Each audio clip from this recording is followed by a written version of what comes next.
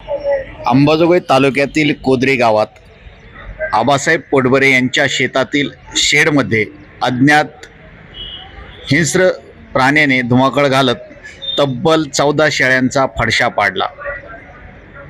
कोदरी परिसरातील दुर्दैवी घटनेमुळे परिसरातील शेतकऱ्यांमध्ये आणि पशुपालन करणाऱ्यांमध्ये दहशती पसरली आहे।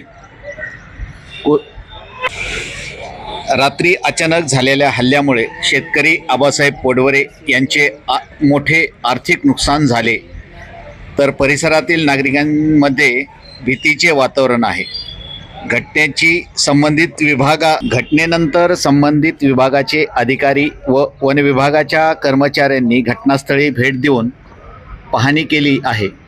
तसेच पशुवैद्यकीय अधिकाऱ्यामार्फत शवविच्छेदन अहवाल आणि पोलीस पंचनामा पूर्ण करण्यात आला असून या हल्ल्यामागे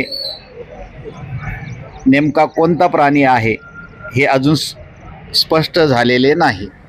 स्थानिक शेतकऱ्यांच्या हल्ल्यामुळे उदरनिर्वाह साधन हिरावल्याने आबासाहेब पोटबरे यांना शासनाकडून त्वरित आर्थिक मदत मिळावी अशी मागणी जोर धरीत आहे।